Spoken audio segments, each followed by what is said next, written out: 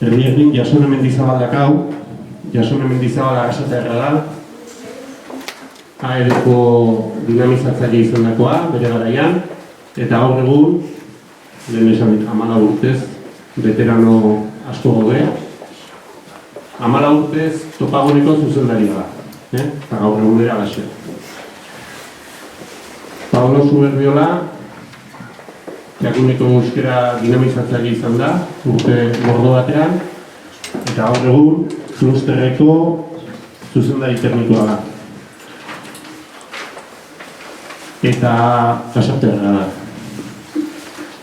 Eta azkenik Iñaki Martínez de Luna, Gasteiztarra da, katateroa, Geu Gasteiz elkarteko kide, lehendakari, oia, soziologoa, lanbidez, EHU irakasle da, Jaurlaritzan soziologia lanak egitetu, eta oso zaila da bere kurrikuluma laburtzen, luzerik izango litzake laburpena eta dena kontatzen posiblea.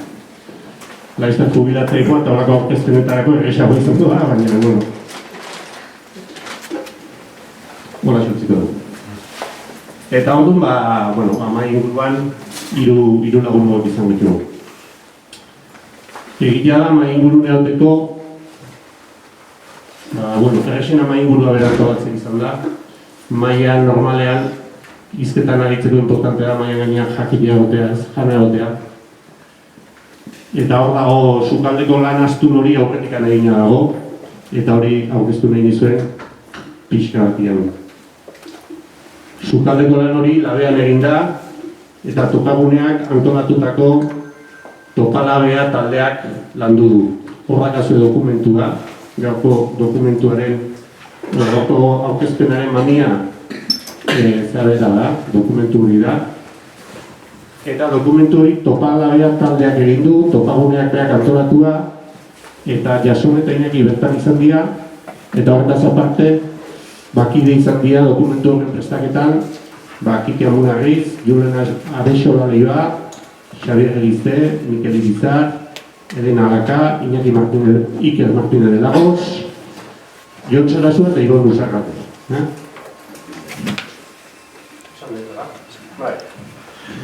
Julen de bat. Bueno, dokumentu honen helburua hausnarketa bultzatzea da. Hemen ikusten ditudan aurpegiak ikusita, badakiz gure sortzi urtatik, esatean joan, baina sortzi lan ordutatik iaia denak lanean pasatzen dugula eta lana normalean lotzen dugula gauzak egitearekin. Eta hausnarketarako tarteak hartzea asko kostatzen dugu. Horretik nik uste topagunari balioan jarri hartzaiola, tarte hori egin izana eta holako dokumentu bat prestatu izana. Dokumentuan bertan jartzen du euskaltzaletasunaren azken hamarkadaren irakurketa kritiko bat egitea da helburua eta etorkizuna begi berriz ikusteko helburuarekin egina. Eztabaida zintzoa sustratu nahi luke, egin dugunaz, eskarmentu horrekin hobeto ekin bidezaion egiteko dugunari. Dena esaten du, gaurkoa da lehenengo aurkezpena, baino asmoa da Euskal Herrian zehar beste hainbat aurkezpen ere egiteko. Eta maingurua bera, bi aukera genitu, bata zen dokumentuan dagona kontatzeko eskatzea. Baina hori zuek egingo dezuenez, dokumentua hartu eta irakurri, egin duguna da beste batean antolatzen. Eta pentsatu duguna da, Jasone egiten dugu lehendabizik, egin du dokumentuaren batez ere aurrera begirako puntuen aurkezpen bat, eta gero Pablo hori, kanpotik, klusterretik, eskatu genion dokumentu irakurri, eta interesgarri, sugerente, nabarmentzeko iritze zitzaizkion ari batzuk ateatzea. Eta Iñakiri, esan ginen, ari horietatik tira esazu, eta ia zer iradokitzen dizuten, zer hausnak suposatzen dizuten, ezta? Orduan horrela antolatu du, arriskutsu gudu hau da, baina, iritze zitzagun interesgarri ere izango zen. Eta hoxe, esan beharreko uste esan ditu dela, eta Jasoneri emango diot hitza, lehendabiziko aurkezpen hori.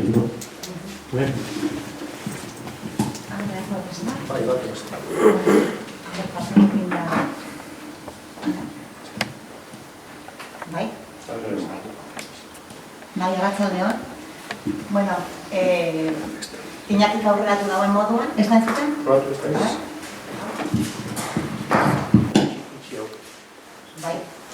Bai?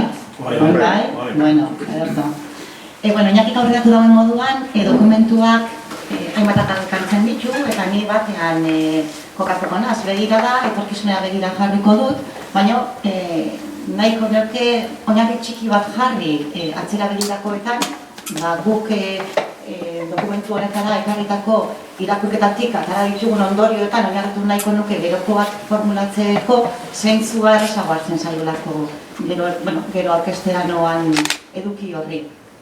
Gainera azpimarratzen dugu ezinbestekoa dela irakurketa kritiko honetan ikastea egindakotik eta bereziki arrakastatsu sortatu diren kontuetan nolabait erreparatzea gehiago indartzeko horiek eta ilunak izan diren horiek nolabait hobetzeko, zuzentzeko bereziki kontuan izatea.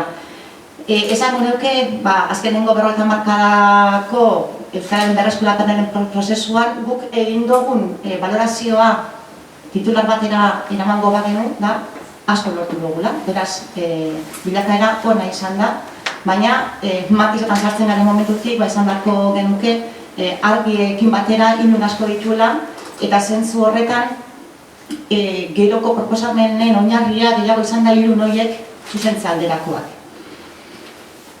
Bueno, argiak, lortutakoak, ondala 50 urte batek irudikatuko zuen gaur egungo hezkuntza sistema helduen euskalduntze alfabetatzea, euskarazko komunikabideak, horiek guztiak aldeko ditugu eta ilunak nagusiki jarriko genituzke erabileari lotutako emaitzatan, ez genekien ze konplexua zen berreskurapen prozesu hau eta espero genuen beste nunbait egotea eta ez da horrela izan. Horregatik egindakotik nahiko genuke ikasi, gerora horiek nolabait garapen bidea jartzeko. Eta ikusten duguna da lau eraldabide nagusi identifikatu ditugu etorkizunera begira gero 7 puntutara eraman ditugunak eta horiek nolabait, aipatuko ditut lau samar. Esango genuke komunitatean eratuta daukagun euskalgintza edo gizarte mugimendu anitzak ez duela asmatu diskurtso beregain bat edo emantzipatu bat antolatzen, gai izango dena, gero gure ordezkari politikoak eta gure instituzioak tesi horietara ekartzeko. Aula izan da gure sorkuntza diskursibo hori eta pentsatzen dugu hortik badaukagula zer hobetua. Bestetik pentsatzen dugu trabatuta egon garela frankismoaren ondoren eratu ziren instituzioetatik sortu ziren Euskararen legeak eta nolabait euskalgintza instituzional bat eratu zen eta parean gizarte mugimendutik nolabait euskalgintza bat eratu zen tesi ezberdinak aurrera emateko goz eta hor nolabaiteko lubaki bat sortu dela irudikatzen dugu eta hor lankidetzarako eremuak oso urriak eta zailak izan direla esango genuke. Lortu direla nolabait arrakasta asko herri ekimenari gehitu zaizkionean instituzioen babesa eta baliabideak, baina horretan aurrera pausu sendoagoak eman behar daukagula lankidetzan. Eta uste dugu hori horrela izan dela gainera, Aliantza Euskaltzalea ez dalako nahikoa sendoa izan hizkuntza ideologiari dagokionez.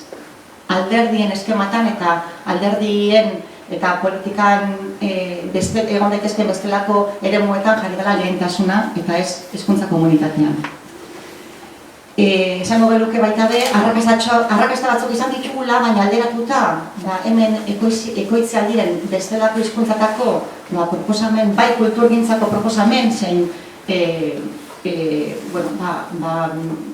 gure bizi egunerorako egon daitezkeen ekimen arrakastatsuak oso urriak izan direla. Euskaraz zer da asko zobe gazteleraz baino? Aipatzen hasiko bagina, kostatzen zaigu ez da, alde horiek topatzea eta barriz profesional asko dauzkagu, eremu honetan guztian lanean, beraz, asmatu bako genuke formula horiek nolabait indartsuago bultzatzen. Eta, bukatzeko, nolabait euskararen hegemonia galdu dela. Ez dagoela gizartearen erdigunean, galdu dugula erdigune hori, eta horren kontran erdararen logikak arauak eta aukera sendotu egin direla azken aldian. Hori nolabait izango ditzake ondorioen laburpen txiki bat, eta ikusten dugu gainera azken azterketa soziolinguistikoek eta erabilerari lotutako datuek nolabait izan digutela, erabilera nolabaiteko zabaia jo duela eta zerbait berri egin beharra daukagula. Hor, egindakoa ekarri gaitu honera, ezagutzan asko egin dugu aurrera, baina euskarak aro berri bat behar duela nolabait aurrera egiteko. Eta, zazpi puntuok, nolabait, etorkizunerako, eztabaidarako proposatzen ditugu zazpi puntuok aipatuko ditut. Esango geuke, hiztun komunitate bere gain bat, emantzipatu bat, izango badugu behar dugula eraikiz, gaur egun daukaguna, baino zoru komun zabalago bat, eta zer esan nahi dugu horrekin. Esan nahiko genuke maila pertsonalean euskaltzale izateak, euskalarekiko konpromisoa adierazten duen moduan, kolektiboki ere, beharko genukela euskaltzale anitzez osatutako esparru zabalago bat, konpromiso partekatu zabalago batekin, nun euskaltzale gehiago eroso sentituko liratekeen. Hori, momentu honetan ez dugu ikusten bateratuta, eta ikusten dugu gainera, etorkizunera begira, aukiren itzakela euskaltzale beste etorkizuneko bizio, eta behar dugula partekatu 30 urte barru nun egon nahi dugun.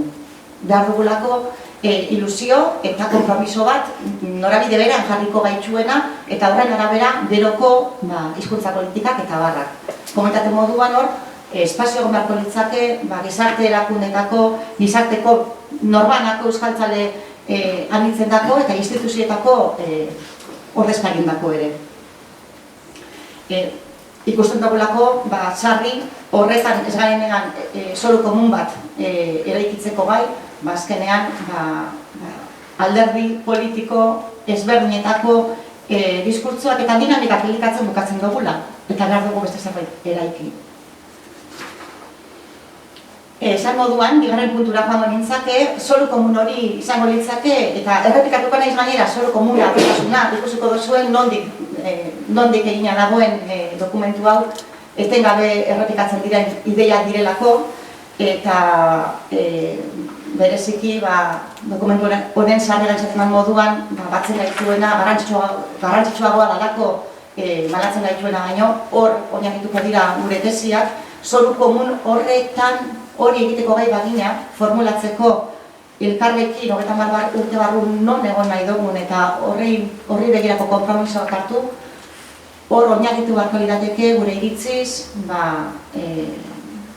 hizkuntza plangintza bat, zeinetarako gaur egun inoiz baino tresna gehiago dauzkagun. Zientziak aurrera pauso handiak eman ditu, 30 urteko eskarmentuak eta ikerketek metartu dute jakintza bat euskararen berreskurapen prozesuan ze bide hartu genezake nolabait formulatzeko gaitasunean indarra ematen diguna, eta pentsatzen dugu epe luzerako plangintza hori, euskaltzaleon zoru komun horretatik irudikatutako etorkizun hori, zientziatik eraikiko litzaken plangintza, epe luzeko plangintza baten bidez horritual izango litzakela. Horrek nolabait lagunduko liguke ikamika politiko, edo bestelako ikamikaetatik ateratzeko, eta euskararen gaian nolabait modu erosoago eta zabalako eta irekiago baten eramateko. Eta hizkuntza politikak zeri erantzun beharko lioke, 30 urte horreitan egitea adostu dugun hori, adostutako plangintzarekin nolabait baliabidez legez arauez hornitzen. Eta hori izan liteke nolabait bidea txandatze politiko edo abarkatik iges egiteko. Hizkuntza politikari dagokionez, 3. puntura joan da, lege babesa, baliabideak eta erreferentziak ere beharko ditugu, eta zoru komun horretan oinarrituko balira hizkuntza politikan jarri beharreko baliabide eta lege arauak uste dugu, horrez gain, badirela bestelako faktore batzuk, erreferentzien gaia da, dokumentu honetara ekarri duguna, eta pentsatzen dugu, arago ere badaukagula, ez bakarrik hizkuntza politika, baizik eta gizartean bertan ere badaukagula beste lan bat, eta hori izango litzake, erreferentzia indartsuak ematearena, euskararen erreferentzia indartsuarenak ematearena euskal gizarteari. Eta zer esan nahi dugu horrekin? Erakarri beharko ditugu, gaur egun erparatan bizi diren, erreferente diren, hainbat lagun euskarara, zeregin horri heldu beharko diogu, pertsona horiek erreferente direlako gizartean, eta dira bestelako hizkuntzatan. Eta sortu beharko ditugu gure erreferente propioak. Eta labur bilduz gure opiak zeintzu diran, ez da, gure oso pertsona importanteak zeintzu diran, horiek ekarri beharko ditugu, nolabait, konpromiso garbiak hartzera, euskararen berreskurapenerako, eta gizartean aurrean ere, lidergo horrekin nolabait, konpromiso bat hartzeko. Hore guztiak, ekarri beharko luke, euskararen berreskurapen politikak ero bideratuak izan daituzen ez euskara kategoria moduan kontuan hartuta, baizik eta unibertso moduan. Ikusten duguna da, euskarara bideratutako, azken urtetako baliabideak, euskalgintzari diru laguntza batzuk banatu, zenbait egitasmo aurrera eraman, eta oso simplista da, baina egia da, ez duela gizarte zabala hartzen, momentu hontako politikak, zehar lerroek oraindik ez dutela eragin zabalagorik lortzeko gaitasunik izan, eta era berean euskalgintzatik ere apur horrekin gabiltza, ez da? Ezin bateratu ezinik nolabait estrategia komuna, disperso. Uste dugu, eta laugarren puntura pasatuta, euskalgintza sozialak ez duela lortu hiztun komunitate emantzipatua indartzerik, eta ura ordezkatuz erabakigune instituzionaletan behar adina erabiterik, eta esan dakoa instituzioak ere alboko lanetan jarri dute lan eremua, eta egituratze irekiago beharko genukela uste dugu, eragile ezberdinen arteko osagarritasuna bilatuz, eta erabakigune partekatuak edo eraikiz, bai instituzioak, bai gizarte eragileak eta barrak nolabait lankidetzan aritzeko. Eta uste dugu horretan oso lagungarria izango litzakeela euskaren estatusari buruz autoritate onartu bat eratzea. Uste dugu oraindik ez instituzioetan eta ez gure gizarte erakundeon eremuan hori oraindik oso ahula dela, ez dela partekatua eta referentzia hori gizartera ez dela heltzen. Eta uste dugu, autoritate horre gainera auki bako lukela harreman handia eta oinarri zenduena zientziaren eskutik. Hor, nolabait, auki genezakela bide lagun oso garrantzitsua zoru hori eraikitze aldera. Bosgarren puntuan, erreferentzia egiten zaio diskurtso multzo koherenteari eta hor, Iñakik lan mardula egin du euskararen framing berriaz lan egin zuen eta gure dokumentu honetara laburkutxo bat ekarrita dago, nik zure benerarekin titular batera ekarriko dut, bakarrik. Labur, aipatuko dut nola gaur egun euskararen bueltan ekoizten ditugun diskurtsoak oihartzuna daukaten komunikabideetan eta labur esan da titularra litzake zarata handia dago eta eskorrak dira, mezu gehienak. Eta zuzenduko dira zubero. Horrek ez digu laguntzen, eta uste dugu mezu eta diskurso asko zindartzuagoa behar ditugula, partekatuagoak eta bereziki bateria oso bat landu behar dugula, erregistro ezberdinekin, xede talde ezberdinetara heltzeko, eta iraganean funtzionatu ez badigute zenbait diskurso multzok, barri batzuk artikulatzen asmatu beharko gontelako. Iradokitzen ditugu zenbait gako diskurso horiek antolatzeko eta garatzeko dala bizikidetzarena, dala justizia sozialarena, berdintasunarena, hor tokatuko dituzue zenbait aipamen. Lan hori egiteko dago, eta uste dugu bide bat egon daitekeela gizartearen gana zuzenago heltzeko. Seigarren puntuan, arnasgune politiko eskatzen diegu politikariek, bilindatu desatela euskararen gaia, eta uste dugu eskatzea ez da gure zerarik erosoena, ez da, eskatzea libre da eta ez ematea ere, baina benetan ariketan jartzeak uste dugu ekar lezakela aurrera begirako ekimen kementsuagoak eta indartsuagoak martxan jarri ahal izatea. Motivazioa eta bezintarra, hori da 7. puntua izan da, Euskararen garai luzeetan, Euskararen bizitzari eutzi dion gasolinarik indartsuena esango neuke, eta sarri, baliabide eta lege guztia kontran izan da ere, horretxek ekarri du ona Euskara.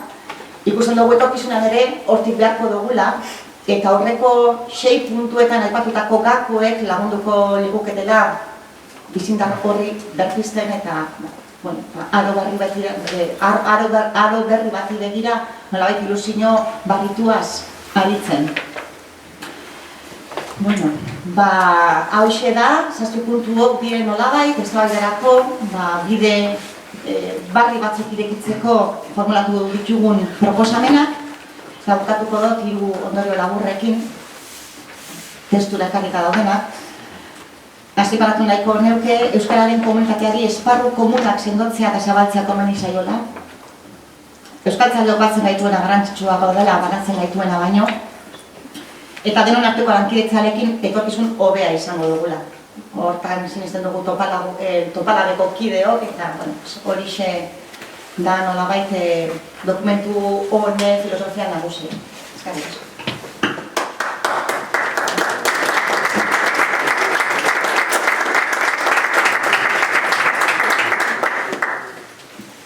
Eskerrik asko, Jasone zuri.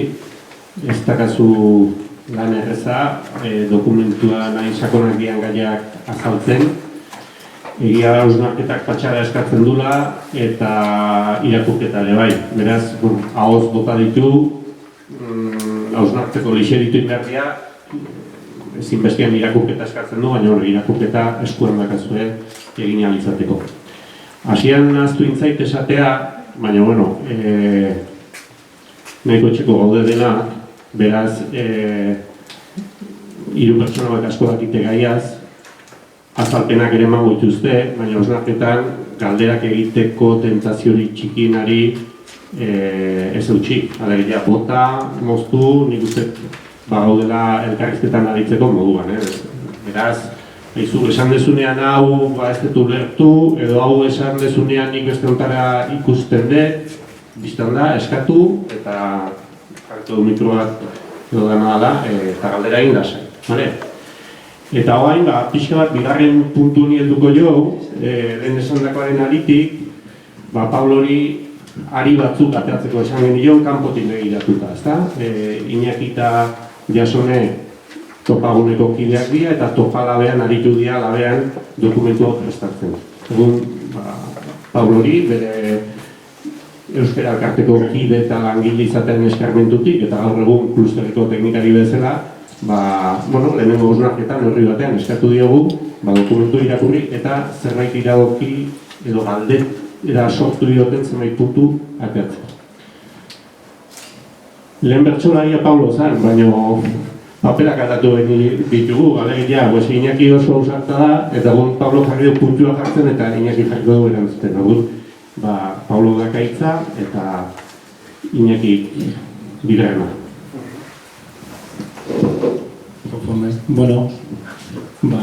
Nire aldetik, eskerrik asko gonbiteagatik, nahi tokatzen zaizen paperetik, edo pixka bat Iñakik esan duen roletik. Nik esan, ez dakit, dokumentua irakurri zuen, nik oso guztu irakurri dokumentua, eta egia esan, gai zehatzetan sartu horretik bai aipatuko nuke, derezako mami askoko dokumentu badala, eta ez dala askotan izaten mami asko horri gutxitan. Eta hori, nire ustez, bada dokumentu honetan dagona, ikusten da atzeko lana. Eta, ez da egin 18 urtez izan txakuneko dinamizatzaile, nik esango nuke, bere garaian, nik gustora hartuko nuke nolako dokumentua. Uste dut, aurrera begirakoak oinarri batean jartzen ditula, atzera begirako lektura bat eskaintzen dula, eta orduan, badaukazula oinarri bat, ados egoteko edo ez, matizatzeko edo dana dela, baina hor oinarri badago, landua, eta gero laburtu, orduan, bueno, hasteko eskertzekoa.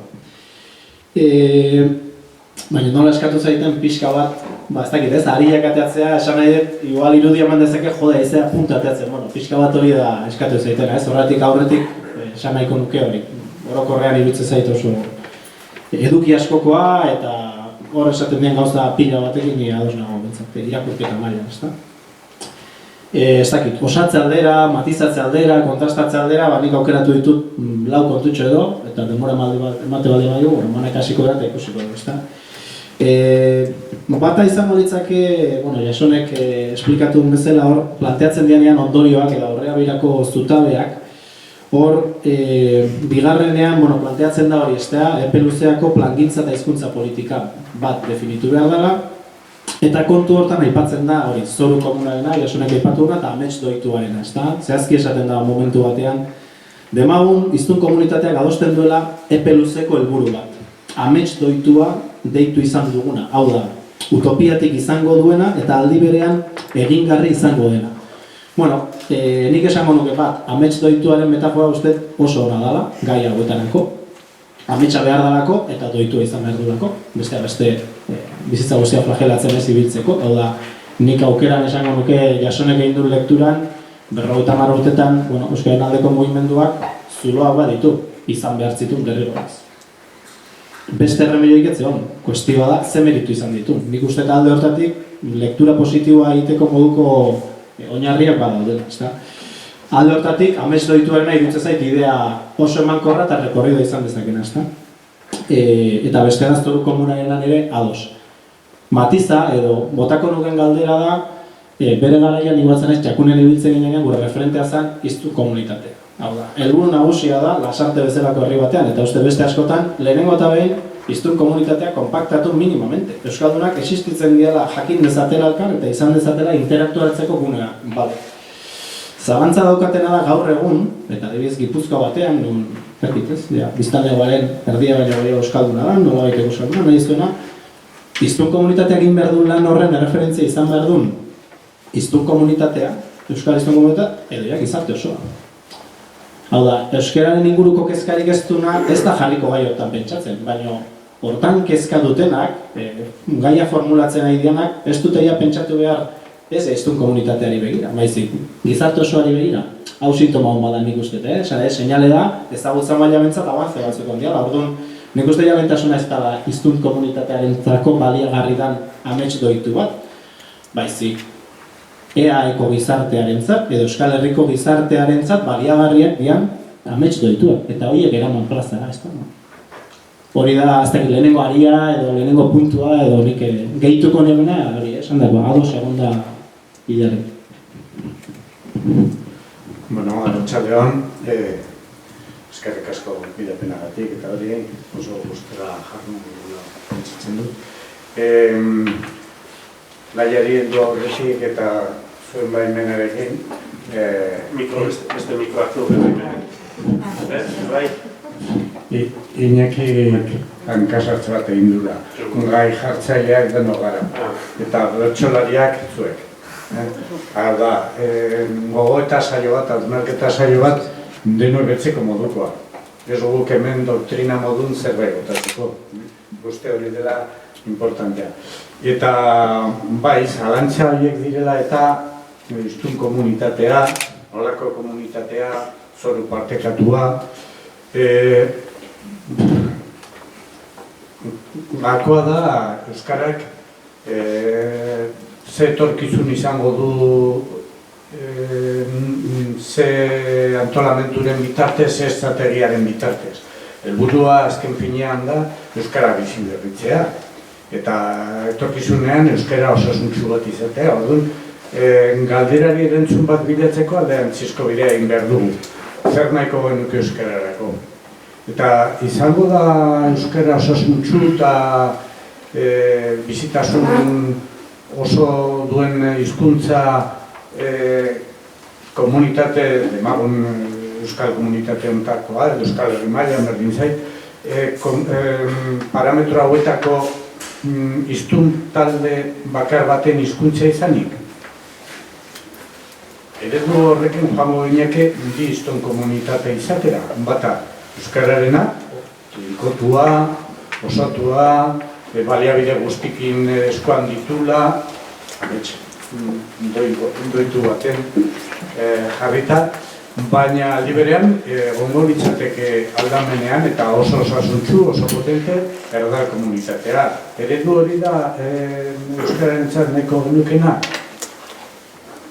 Hori ez bada eredua, orduan planteamentua beste modu batera egin beharko dugu. Euskararen premia, erakargarritasuna, gizarte osora edatzea, ezta? Orduan, zoru partekatu hori nola planteatu behar da? Euskaldunentzat, bakarrik, edo danontzat. Nire erantzuna litzateke danontzat. Bestela, nolabait esateko, belgikako parametrotan gendeke. Hau da, flamenkoak batetik, balonak bestetik, eta elkarri agurra ematen Bruselan. Eta hori nire begiekin ikusi izan dut. Orduan, hori da nahi duguna, bi komunitate erabat bereizita eta banatuta eta deskuidon elkarren kontra jarrita, edo euskara danontzat zerbait desiragarri, interesgarri, beharrezko bezala planteatzea. Jendea ira pentsatu.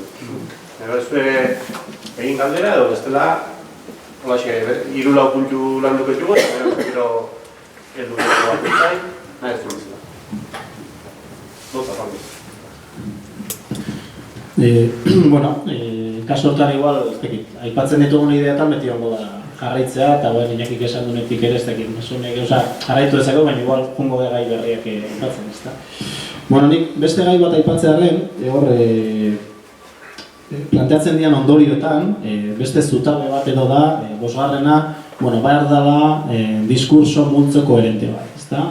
Ados idea horrekin ere. Eta diskurso multzo koherentean aipatzen dira hainbat erregistro, eta bat da berdintasunarena, eta esaten da justu hori, ezta? Berdintasunarena, hiztun ezberdinak, eskubide berdinak. Bueno, nik esango nuke hizkuntz berdintasunarenak zabaltzen dula oso debate interesantea. Oso adibide freskoa, berria eta uste hemen gaur aipatzekoa, hainbat motibogatik dela Gipuzkoako Foru Aldundian emandan aldaketa. Zuzendari berria da hizkuntza berdintasuneko zuzendaria, eta ez kasualidadez, eta gaina aldaketa hori provokatu duen personak topalabearekin zerikusi oso zuzena du. Eta beraz, iruditzen zait, lehen esaten eginan gaiarekin lotuta, debate sozialerako aldaketa horrek nire ustez aldeko gehiago ditu kontrako baino. Baditu kontrakoak ere, baina nire ustez aldeko oso potenteak ditu, ezta. Horietako bat da laguntzen dula, argitzen edo behintzat mahai gainean jartzen normalizazioa, asko dezen da, hau zer da, hizkuntza normalizatzeko. Euskararen normalizazioan aldea egia, bai, baina gero, mila aldiz ikusi dugu normalizazioa, maila teknikoan lantzen dutenek badituzte, definizioa eta manejatzen dute honen edo bestearen eredua, baina kalean ez da hala.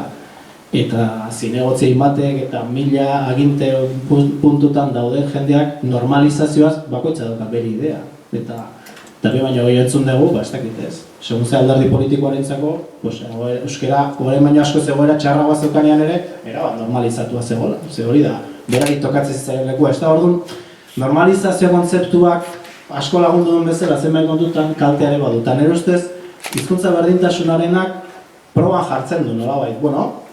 Normalizazioa da hizkuntza berdintasuna adibidez.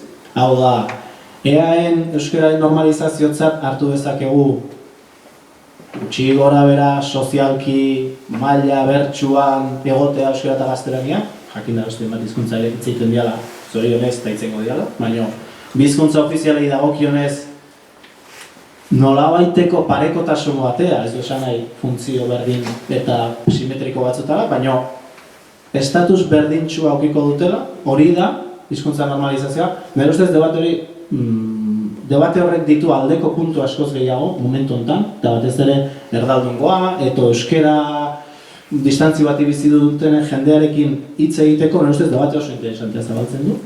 Besteak beste, lotura zuzena egiten dulako berdintasuna eta askatasuna. Hau da, berdintasuna, eta hori uste dut, Mikel Irizar oso ondo ari da formulatzen hasieratik, euskaldunentzat eta erdaldunentzat. Askatasuna, hau da, askatasuna, berdintasuna hasten da, biok askatasun maila berdina daukagunean, eta hori noiz lortzen da, denek bi hizkuntza ofizialak ulertzeeko gai geranean. Eta askatasuna da, bat edo beste erabiltzea. Hori da askatasuna. Iruditzen zait, debate hori, jakin behar da nola egin, ez dut uste debate hori gaizki ere eraman daitekela, ze arriskua dauka, zuzenean, nolabait, segun hori nola esaten den, euskara ez dakien batek, eta ikastea ere burutik pasaetzaiunak, nolabait, berak hartzea zuzenean, bera aizeara interpelatzen hau da, zuzea, nire askatasun ezaren erruduna, ez da? Uste hori izango litzakela, potentzialidade hori gaizki erabiltzen. Baina positiboa badu, eta da, berdintasuna da, zuk daukazun aukera nik ere aukitzea. Eta hori hasten da, horren atalasa, hori nun abitzen da, bi hizkuntzak ulertzen dienean. Eta uste, hor debate oso interesantea zabaltzen zaigu. Eta normalizazioa hizkuntz berdintasuna dan edo ez, uste, urtetarako, hor asmatu ezkeo, uste, potentzialidade handia dagoela hor. Normalizazioa deitu edo euskara aurrera ateatzea deitu, zerbait esatearen, ez da. Horretan bilakaera gertatu da. Garai batean batzuentzat euskara normaltzea zen tortillari buelta ematea, ez da. Beste batzuentzat izan zitekeen berdintasun puntu batera iristea, legitasun orekatu batera, beste batzuentzat, ideologiaren arabera askotan, normaltasuna da gaur egun dauela. Ez euskaltzaloentzat, baina bai gizarte hontako jenderentzat, ez da.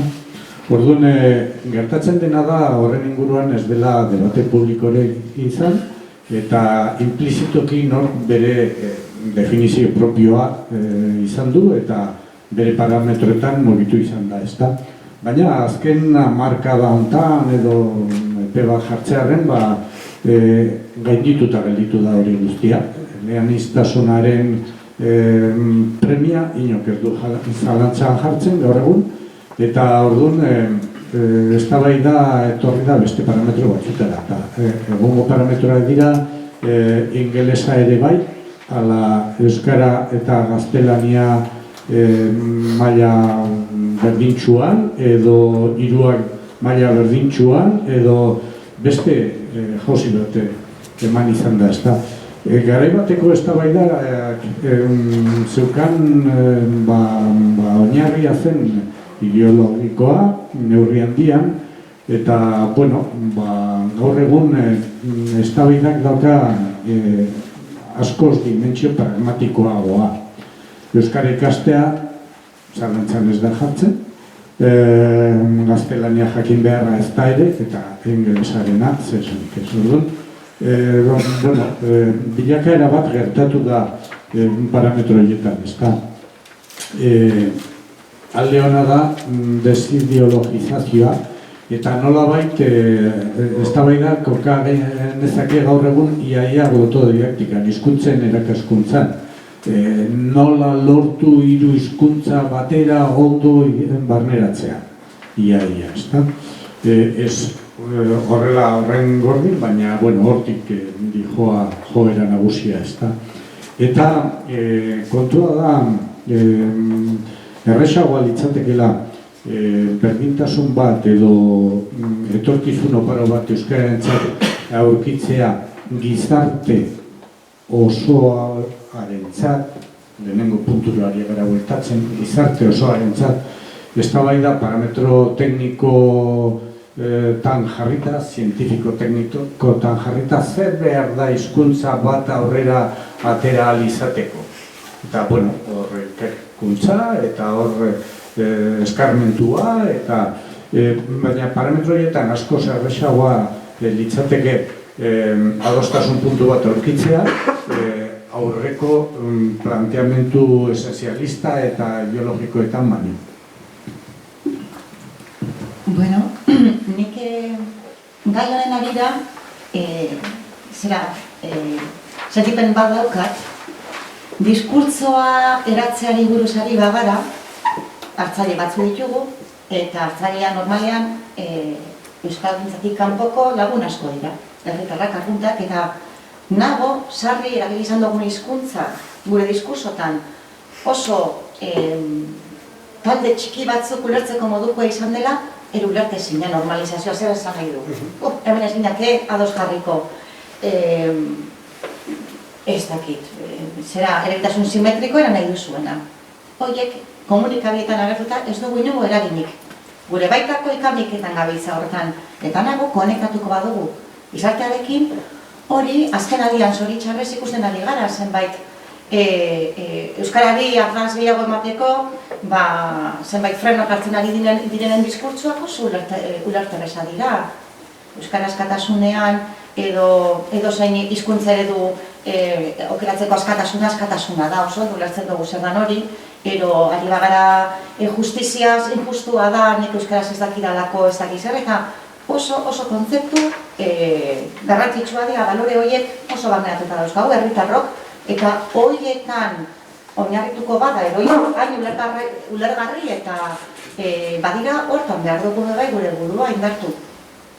Berdintasuna, askatasuna, gauza berari buruz ari gara, onerako eta txarrerako. Baina gure argudio sendo horiek uste dut, eta nahiz eta berarrizkoak izan behar dira, euskaltzaleak indartzeko, euren diskursuetan seguru sentitzeko, zer bestela desarmatuta lehatzen gara. Ostra, eta honi zer erantzungo diot, ez daukagu zerarik, ez danik hortik ikusten dut, berarrizko guztiekin, ekarpen oso interesgarria eman alduela ez bakarrik euskalgintzaren baitan ez dakit lortzuren arteko ez da baidatarako, eta herritarrek ulertzeko segi buruz ari garen, eta gainera behar den lekuetan seguru sentitzeko erantzurekin ere, ez da? Horixe. Iñaki, gisa. Esan jo, nahi honak hitzartu, eskatu. Geroak egin. Ez, Zutik jarri ez. bueno, eskerrik asko. Askotan praktikan lanien harin garenean bai, erdaldunei mezuek botatzeko orduan, eukitzen dugun sentsazioa da ere, beraien azalean jarrita, ez ote daben imaginatzen euskaldunok eroturik gaudela, ez? Ze aldi berean, kapaz gara jaurtitzeko mezu guztiz kontrajarriak, ez? Euskaraz eta kitxotik pixka bat ez mutxora, ez? Hau da, orduen, karo, ari gara aldi berean, eta askotan pertsona berdinak, egun batean osa zerre txikikerien gatik, eta horren gugunean esaten, kaixo esatea asko dela eta ez importantea da, ez? Orduen, guztu plano hortan be argiapur bat behar dugule, bestela mareatzen ari gare gure mezuan hartzaia bai, ez? Terutzen jator bere interesante izango zela orokorrien euskalgintzan edo bintzat elkartuetan ari garen ontzat mezu batzuk, irizpide bat, ze bestela gaur gazazerre, bihar gazpozik eta agian erotuta gaz.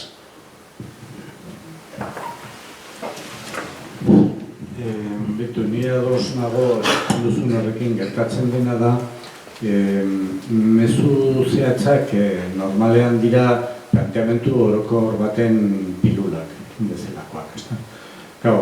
Kontua da planteamentu orokorren inguruan ez dela oinarrizko adostasunik lortu oraindik. Eta, bueno, orduan pilulak ateatzen dira bakoitza bere aldetik. Hor dago bakoa, orduan nik uste arrazoi duzula, eta nik ere kezka bera daukat alde hortatik, baina hori da zuzen ere hausnarketa baten bitartez lortu beharko genukena, ez bakarrik euskaltzale ontzat, ez bakarrik euskaldunentzat, baita gizarte osoarentzat. Hori da nik pentsatzen dudana.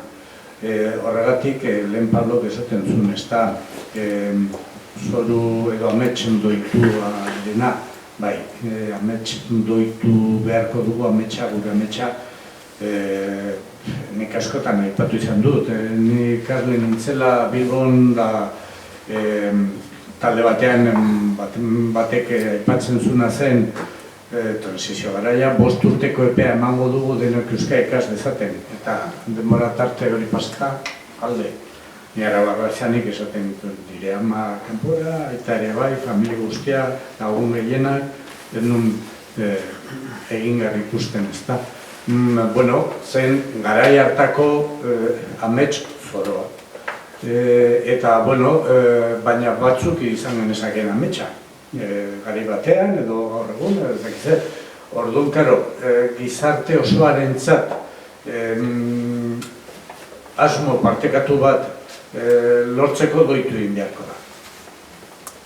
Eta horrek ere baditu arriskuak, noski.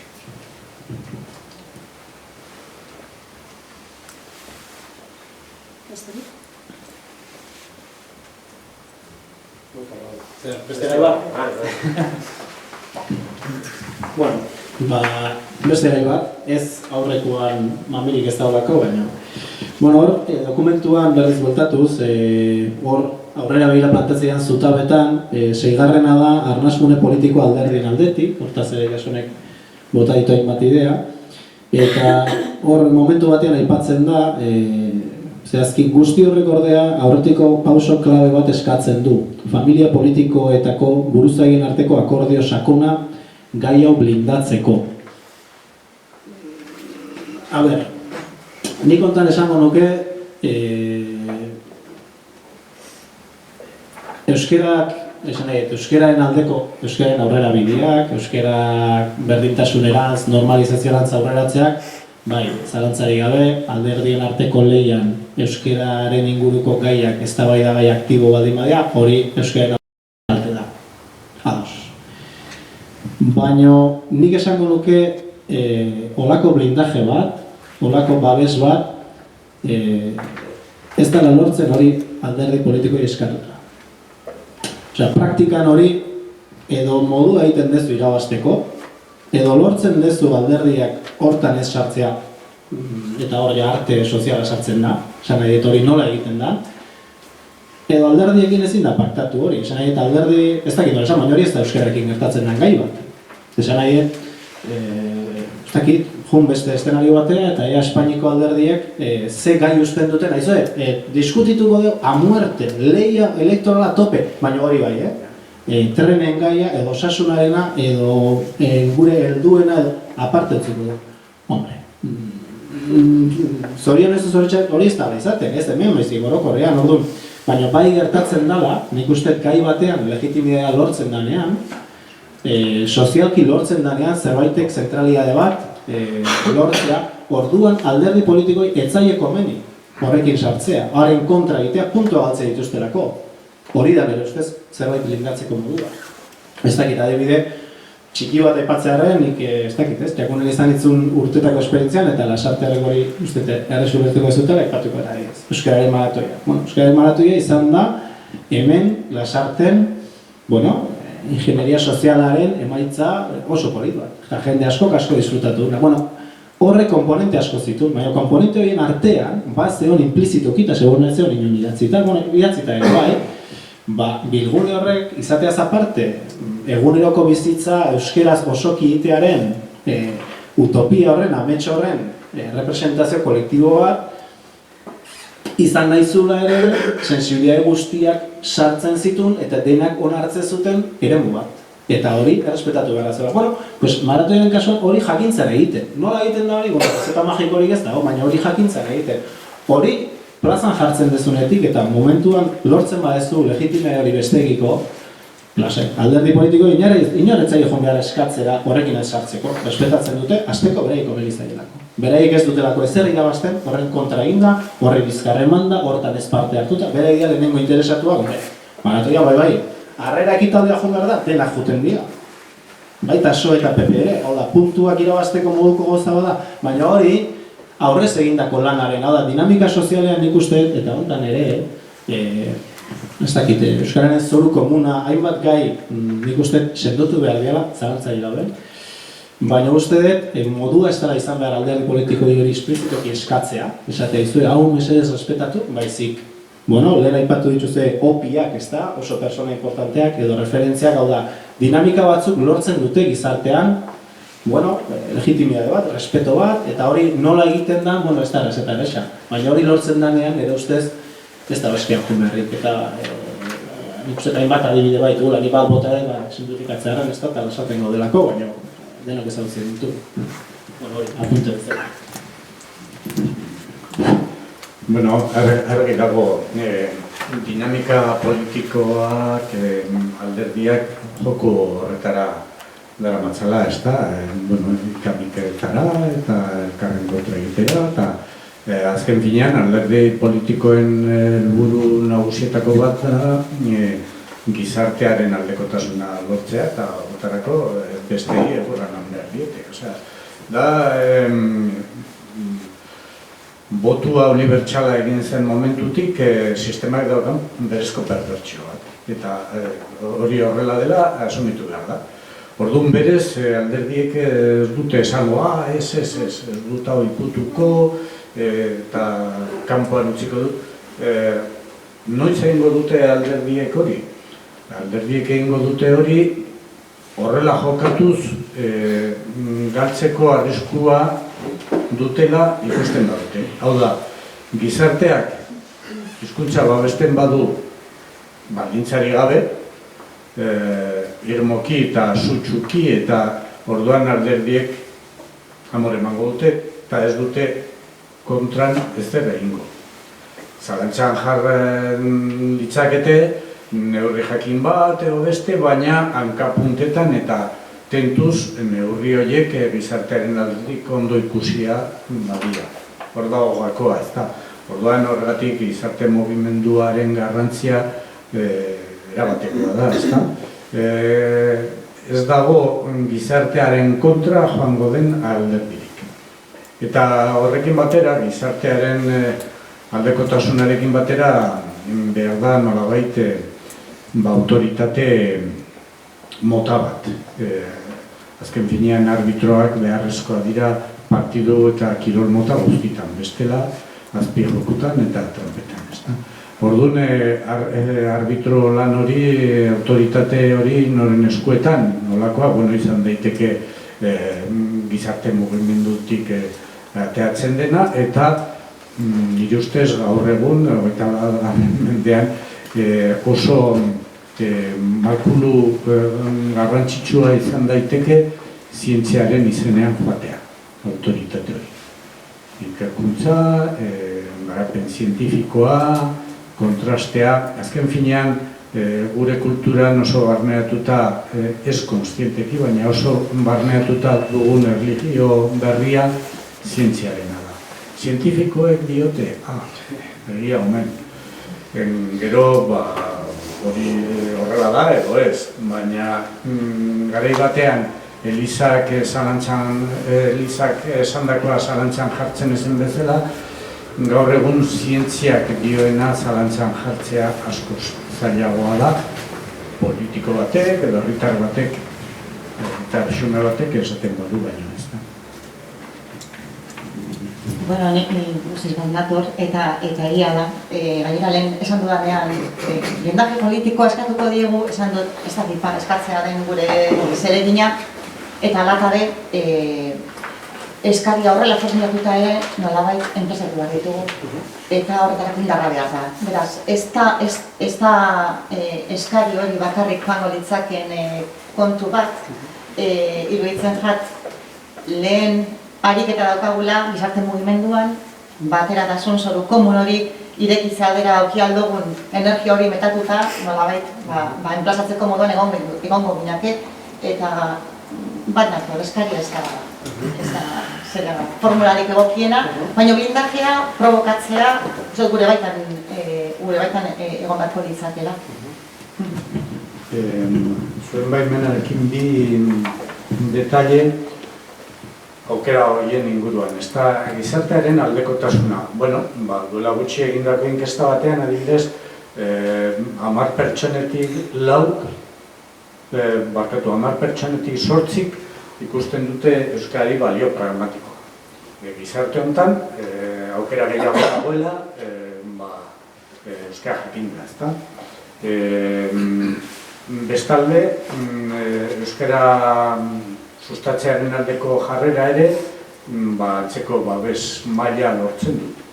Eta adibidez, esaldi batekin ilustratzearren, 187 barkatu dio, euskara ez dakitenek ere, euskaren normalizazioa babestu beharko lukete.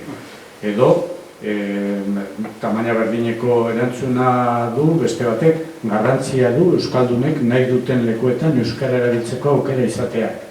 Bueno, orduan, badago zoru partekatu baterako onarpen abstrakto bat. Aldiz, makulu zientifikoaren aldetik, hor nik uste gabeziak handiak direla.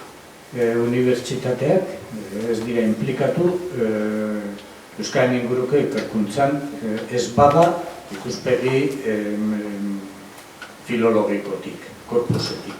Baina estatusetik, soziolinguistikatik edo hizkuntzaren soziologiatik edo hor utxune nabarmenak daude eta konparatzen badugu hemengo unibertsitatean dagoen produzio maila parametroietan nazioarte mailan dagoenarekin gaude lekutan. Eta hori bai gabezia importantea.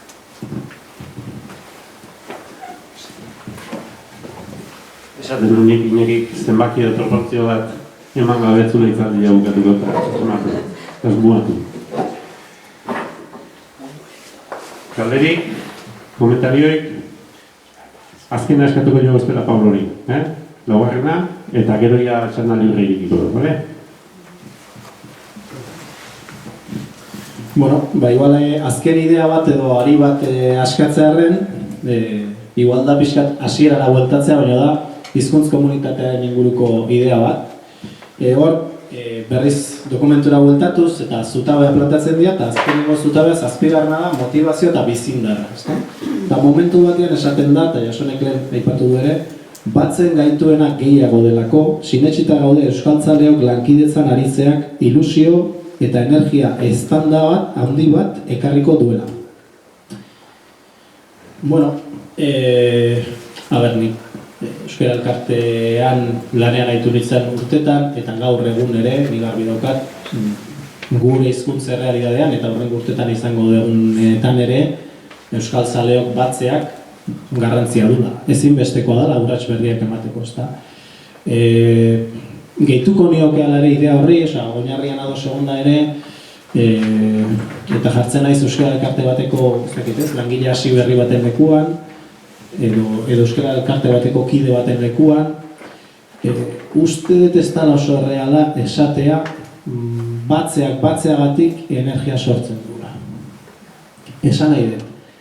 Batze hori importantea da gauza berriak egiteko, aurrerapausoak egiteko, baina uste dut norbait esango baino euskaltzaren elkartzia nien da estanda bat, uste dut hola formulatuta ez duna laguntzen, ze agian batek egiten du kriston lana halako horako egoera baten da lortzen du euskaltzale batuk elkartzia eta ez da sortzen estandari, eta esaten dugu hori teoria gaski aplikatuet, horren zerbait.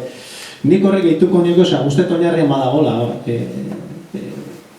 sendotasun bat, baino gehituko nioke, bai, euskaltzaleok batzean energia bat sortzen da, ilusio bat sortzen da, indarra sortzen da, baldin eta elkartze horrek aportatzen badie zerbait, gabezi bezala sentitzen dutena, edo lehen etzegona, edo laguntzen dien amets berri batea iristen, komponente berri bat dagonean, euskaltzalen elkartze horrek, nire ustez, indarra generatzen du.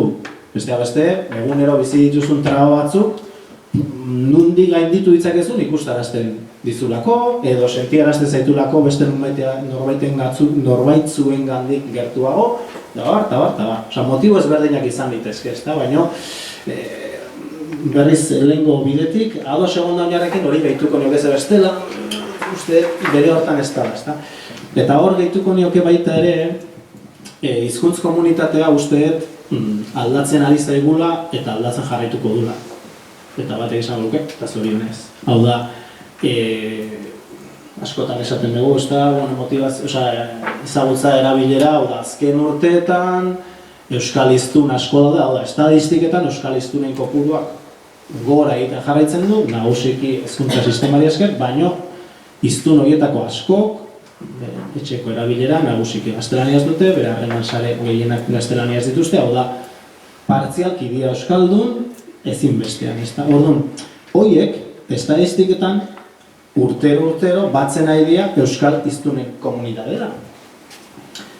Eta komunitatearen zati horrek gero eta pixu gehiago izango du, gero eta zati handiago izango da, beraz, bueno, beste bat esan da, konpartazio lana zareago izango da. Ze,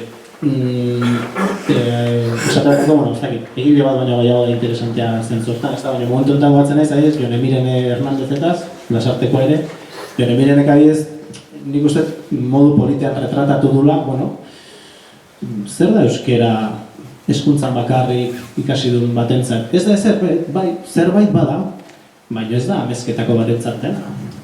Dudiga, bezetz? Orduan, euskera bera bizitzeko modu ezberdinak, leku ezberdinak, esanahi desberdinak komplejoa gotzen dihoazte eta jarraituko dute komplejoa gotzen. Orduan, ni adibidez, iruditzen zait topagunerako, euskera elkartetarako, jakinda elkartze hori edo energia sortze hori dela helburutako bat eta hori dela alimentatu beharreko amets doitura iristeko bideetako bat.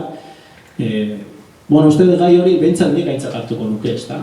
Eske komunitatearen tipologia aldatzen nahi da, dezente eta segiko du aldatzen. Eta hori da, bueno, zorionez, hortik ari da azten, hortik ari da elebiduntzen gizartea. Orduan, planteatzea garaibatzeko parametrotan, ez da, garaibatean, nik ezautu duten jakunen garaian, euskaltzaleon arteko joera politiko ezberdineko euskaltzale batzuk ekitaldia den elkartzea hori lorpen handia zan. Eta hori behar lortze zanean, horrek energia bat ezun zerretik ematezun hori zaila zarako.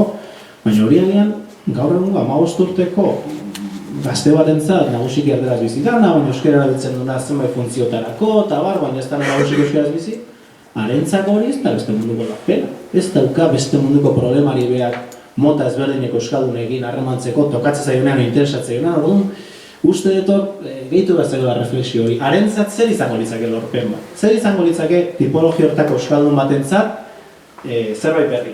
Zerbait esatea, joño, hau ez nepan lehen, eta hostia, hemen topatu dut. Uste dut klabe horietan pentsatzeak, inkorporatzen ari den hiztun berri mota horren klabetan pentsatzea eskatzen dula. Beste igual, bide bat da, tipologia hortako gazteak parte hartzea euskal elkartetan, eta bar, ez da, beraienetik hitz egiteko ez da. Hortxe, azken ideia eta nire aldetik.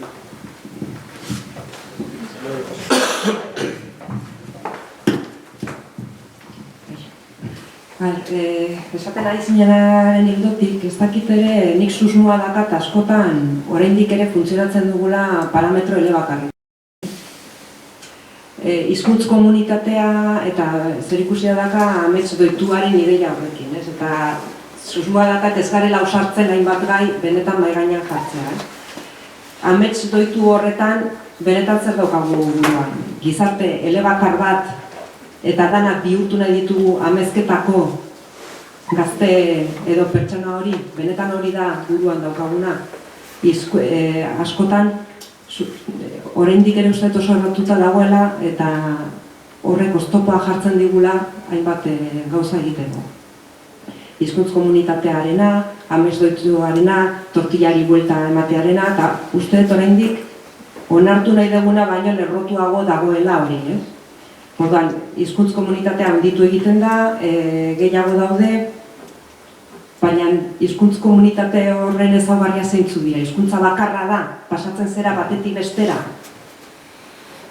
Ez dakit ondo ulertzen zerean, ez? Pentsatzen dugu elebakartasunaren ikuspegitik eta gizartea pertsonak ez gara horrelakoak, hori batetik. Eta gero askotan joera daukagu hitz egiteko hizkuntzetaz ente abstraktuak izango balira bezala, ez?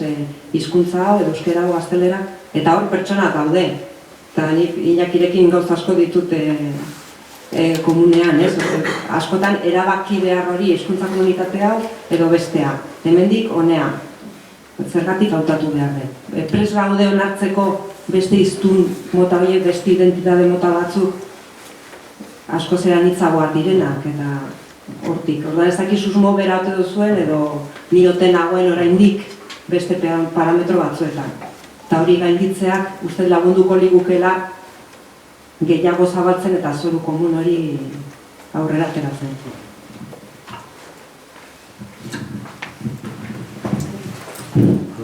Bueno, ez dakit nondik aipatu duzun hori, ados nago Josunarekin. Niretzat importantea da adibidez, lehen politika mailako kontukin ibili gara, ez da alderdiak eta ez den zer. Eta gizartean zergatik euskarak ez du horra pauso nabarmena hori lortzen gizarteko hainbat eremutan. Eta nik uste gizarte sektore batzutan euskarekiko dagoela beldurra eta mesfidantza. Denok imaginatu genezake zergatik, atzera begira jarrita. Orduan, buruan daukat euskalgintzan oso figura garrantzitsua da pertsona baten gogoeta, ez da? Eta honek esaten zuen, erakargarri behar ditugu beste horiek gure jardunaren bitartez. Ez garela arriskutsuak eta erakargarriak garela. Beldurrak usatzea da ezinbesteko kontua. Bestela, beldurra nagusitu ezkero sektore batzuengana iristea ezinezkoa izango da beti, ez da? Alde hortatik lehen aipatu izan dira referenteak. Referenteak oso importanteak dira, eta seguru nago euskararen txata azken urte honetan gehiago egin dutela hiru kontu bururatzen zezki garitan, beste bat loreak, filmak, eta beste bat adibidez medikuntxako ikasleen testigantza arkesta. Seguru horiek gehiago egin dutela 11 diskurtso eta baino. Ez dira diskurtso beldurgarriak izan, inorrentzat, loreak filma, edo medikuntxako ikasle batzuk Euskal Adarrean matrikulatuta denak euskaraz ikasian izatea eskatzea, ez du inorri beldurrik ematen, edo horrelako ez da. Orduan, halako testigantzak importanteak dira, eta, gero, maratoia edo korreka, horten ere izan dugu, ez da? Halako ekimenek jendea erakartzen du. Eta beldurri gabe, modu ludikoan, halako horpegia eta halako itxura ematea oso importantea da proiektu baten bueltan jendean dana bildu izateko, ez da? Ze Pablo esaten zuen, jendea bildu eta zer, eta ilusio hori gabe eta proiektu, orduan, ilusioa proiektuak bildurrak usatzea, baita egituratzea, antolamentua, koordinazioa hori guztia, bestela impulsoek iraunten dute gabete goizera. Asanblada konbokatu 20 pertsona, bigarrenera 6, hirugarrenera betiko 2. Hori da dagoena, eta horrela izango da beti. Orduan, dinamikoak kudeatzen ere jakin behar dugu.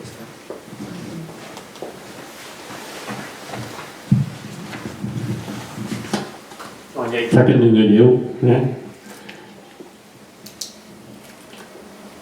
libre, izan gai asko eta dira, oso momitxo izan dira, ni oso pozik jarri deun formato diferente honekin, pinkiatario gauza batzu bintzat. Baina, seguru izatea zuen ganbarak ikuste jut, letrak ateatzea, Emanuelen burutik, Elenanetik, besteak, Ibanek kristonza daka, horke zirrinda bat atatzeo, ez dakit, bota da sai, egin dugu orduta dauden ban, ebaimezue beste tartetxo bat hartu genezake, galderak, iradokizunak, Iñakiri esan dio bi gezur esateko, esan ditu, asmatzen dezuen.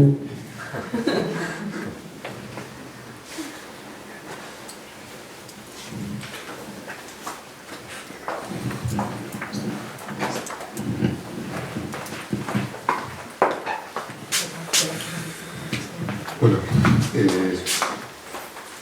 uste dut, eta gainera askotan korriotzen intzera izan dugu, batez be euskal kartetan, etxe barruan eta orain ezi gara admititzen gure oinarrian badukogula bazkidetzarekin egoera bat, kezkara egiten diguna, ez? Dela adibidez, gure bazkideen gruesoaren adina eta renovaziorako askotan ditugun zailtasunak, ez? Zalantza barik, hori lotuta gonleike, zuek aipatu duzuen erakargarritasun diskurtsoia inkluso etxe barruko muinari begira ere. Ausartuko zinatekete ematera gaurko klabeekin nolabait aurrera begirako hildo bat, zela konbentzitu jendea euskal kartetako partaide kide izateko, zu Pablo aipatu duzu 15 urteko horiei mezu bat ere ematearena. Honi buruz, pistarik, galdera gehiago. Bueno, ni botako naz, baina, a ver, hau gara? Bueno, pixka duen ateradan gaiarekin lotuta, euskal txaiak bildu, euskaldunak bildu, eta horrek sortu alduen energia. Esango nuke makroan aipatu dituzula korrika, eta gutxi gehiago izan daitezke, herri mailan maratoia. Ez daude, badiralako bilgune batzuk herrietan ere, funtzionatzen dutenak eta zabala direnak. Herritar guztien dako irekiak, non pasatzen dut jendeak, nola parte hartzen du gustora. Hortan egin behar dugula ikerketa, barika magikorik ez dago, etengabe biltzatu behar dugu hori, eta esango dut euskal elkarteotan, gupe baditugu gure iraganeko ajeak, eta gure antolakuntza itxiak, eta gure zuzendaritza batzordeak, eta lan batzordeak, eta horrela behar du. Pues akaso ez. Uste dut, bazkide izateko asmatu behar dugula parte hartzen formula askoz malguagoetan, pentsatu behar dugula nola jenteak parte hartu alduen bazkide izan gabe kolaboratzaia ditugu, eta ez dira bazkide tekuli izan ditut elkartetako presidente bazkide egin gabe, eta, zer onartzeko pres gauden, lankidetza horretan parte hartzen horretan, urratxak emuteko, zeiruditzen zait lehenago beranduago partaide gustora sentitzen den horrek, mango duela urratxa egongo dela tartea, ez da, baina, bai? Ez da entzuten bando. Bueno, hori zera sortu zaila da, egokitu behar dugula gizartera eta ez gizarteak gurera. Eta orduan gizartea, ondo behatzea, gazten gana hiltzeko, zer behar duten guk, azkenengo topagoneko gogoetan zaten genuen, plaza batera behar dugula, ez? Eta ez elkartera ekarri jentea, elkarterako jentea ez dago, gainera gurean leku askotan bulegoa bihurtu dira, ez errezek, erakargarria. Bagenu baliabideak leku goxo bat antolatzeko bazkidentza, baina ez daukagu alako ere. Jakunen jalgi egon daiteke, baina bestelako funtzioa betetzen dituzte, baina gure txokoak ez dira horretarako. Orduan, nola hurbiltzen gara gaztetxera, gazte kirol zeretara, hor pentsatu dako genuke burua eta formula magikorik ez dauka, baina izango nuke, berritzen zuzez. Asko gustatu zait, adazka magikorik ez dagoela, esan duzu. Hori ikaslei nik urtero jartzen diet kurtsu hasieran. Lehenengo saioa beti da, adibide bat, premio Nobel izatera iritsi zen lanez batena. Eta horri azterketa baten jarritako galderari man zizkion 11 erantzun xelebre ez benetan eskatzen zuten. Eta bukara, gantzat eman zioten jakin bazekielako eta galdetu zioten. Baina ez dakizu erantzun zuzena zein den? Eta bai, badakit, baina irakasleak pentsatzen irakatsi diote. Eta hori da kontua, irakasten pentsatzea. Eta zuk egindako galderari lekuan lekuko parametroak importanteak dira. Eta horiek hartu behar dira aintzat, eta gau, formula magikorik ez dago leku guztientzat. Izatekotan izango litzateke elkartetik ateratzea gizartera gazteen mundura. Eta kasu batean izan daiteke gazteek bultzatutako ez dakit zer, eta bestetan beste zerbait. Orduan, egoerara kalera hurbiltzea, gazteen girora hurbiltzea eta gazteak aktibatzea. Ze gazte euskaltzaleak egon badu. Niri ez zait bat ere gustatzen entzuten dudanean. Gazteek ez dute euskaraz egiten. Haien gurasoek, gutxiago. Gainera hori estatistika guztietan, gehien egiten dutena, gazteak, umeak eta orduan, gezur gutxi, horrek ez du bat ere lagundu, eta gazte euskaltzaleak egon badaude eta kezka dutenak egon badaude. Gazte estarra izanik, hango euskal giroa, gehien bat, gazten eskutik erari da mugitzen. Eta gero eta nabarmenagoa da, gainera ez da. Orduan hori da kontua, pentsatzea. Realitatea, ezagutzea, horretara dugitzea, zer aktibatu daiteken bilatzea, eta nola, zer eta nola, eta... Zalde hon, eskerrik asko, oso interesantia.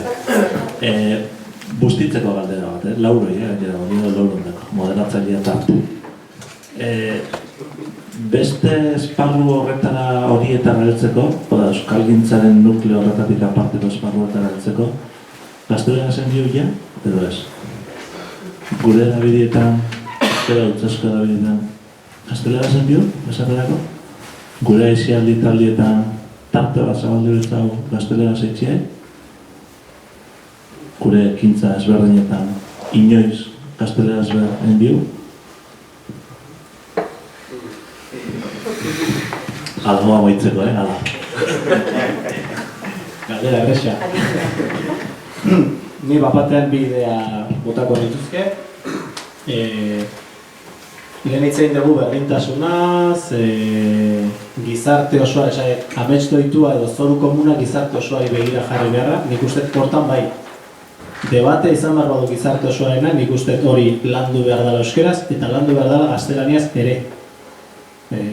Eta berriz, adibidez polita eta berria da adibidez Mikel Elizar egiten ari dena, ez dut esanek beste askok egin ez dutenik, baina uste elementu berria badauzkala, nola idea klabe batzuk ondo sozializatu euskeraz, euskaldurentzat, eta nola ondo sozializatu idea batzuk gaztelaniaz, gaztelaniaz bakarrik ulertuko dutenentzat. Euskerari buruz, hau da, hontan implikatuta gaude dena. Nik uste hortan erdanzteraz ere egin behar da. Jardueretan, gazteentzako jardueretan, nik uste berdintasun plan hortan, ez dala inungo komplejorik eduki behar, berdintasunak ez du esan nahi jarduera guztiak eta gauza guztiak euskeraz eta gaztelanian izan behar duten.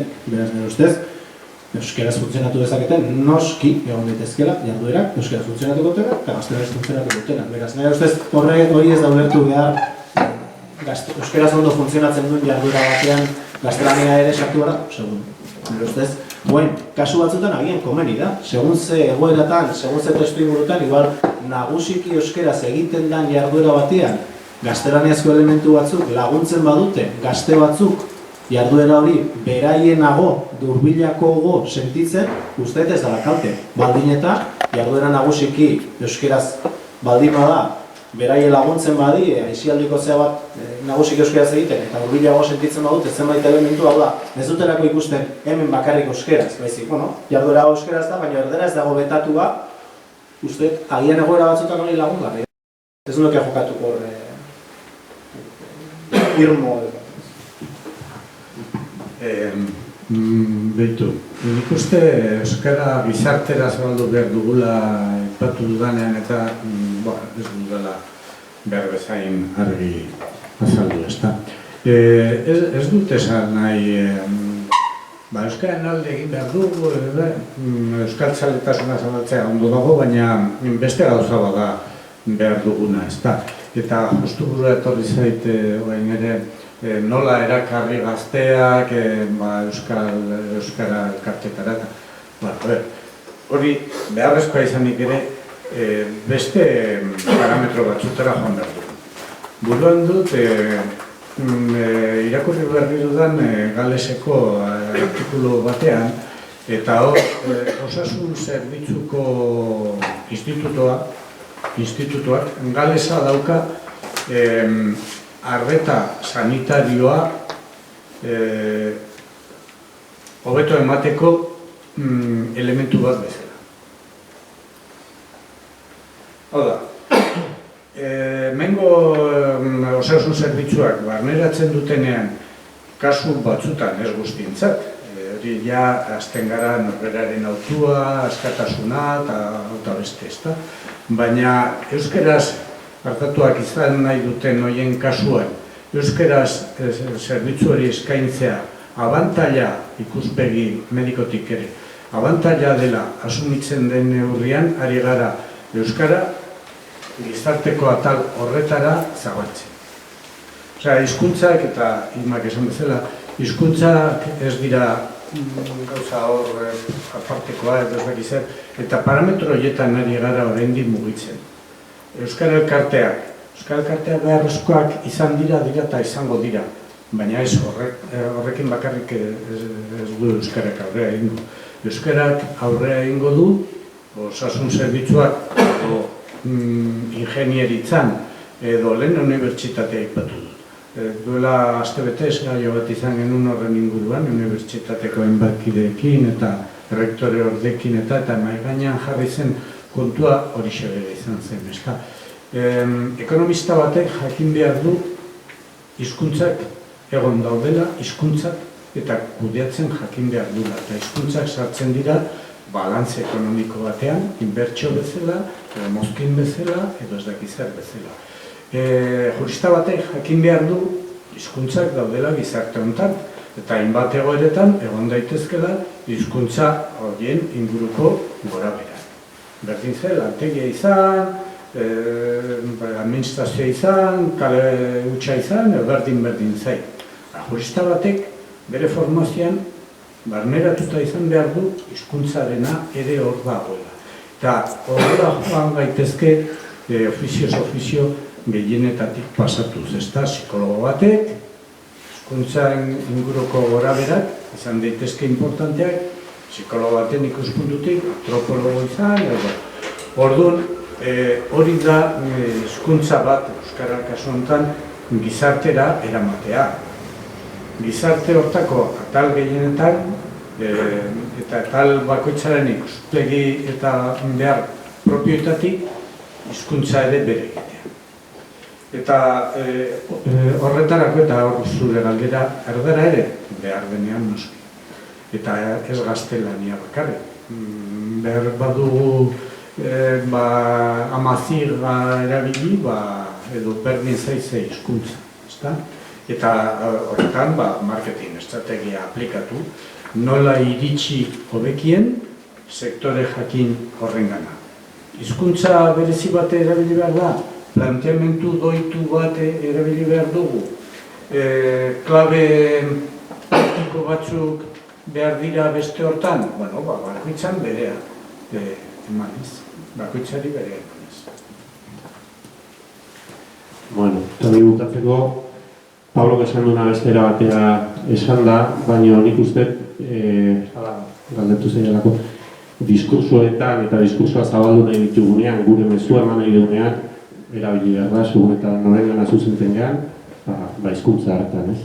Jokabideetan, nik uste ulermena garantizatuta dagoenean, da gauza bera, eta lagun batek esaten duen bezala, nik uste importantea da bereiztea jokabide plastikoak eta jokabide elastikoak. Oso grafikoa da, baina jokabide plastikoak izerran, zuek plastikoa hartzen maizue, tiratzeko plastikoa, eta plastikoa gatzea tiratuta, ez da aldatzen.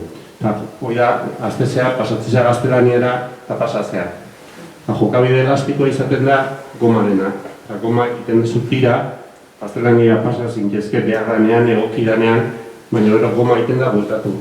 Jokabide elastikoak euskaltzaleok izatea, hau dago lotuta aktibidaderekin, da zuetak izkituen gauza guztiriekin, baina bueno, grafikoki esateko nik uste, hortik jo dezakegula batez ere jokabideetan eta batez ere hizkuntza komunitatea handitzen ari zaizkigun hizkuntza tipologia, nera dezue, aulago horietan negoziatzen eta erakartzen jarri. Baina, hau litzateke gaizki bilatzen, mai inguru ere doitu inako dugu, ametsak bezala, ez? Gaurko mai ingurua zen, dokumentu aurkeztu, eta horrenak eta pixka bat egiteko, baina, eneko hasi zego, nahitula gazetak euskara alkatean, eta testeak, ez dakite, esan gero topagunek, mai inguru gehiago antolatzeko, doitzeko bakoitzean gaia, apok esatute katalanek, horako, hola, ez da? Bueno, pues, bukara mago jo, antolamendutik izan diate formalki mene mago jola bukaera, baina jakin hau goxarri batzuk dago dela, izketan jarraitzeko, ogun deno miratu daude bertara jun, bat hartzeko, eta gero urra goxatzen. Bale? Baina zutuko.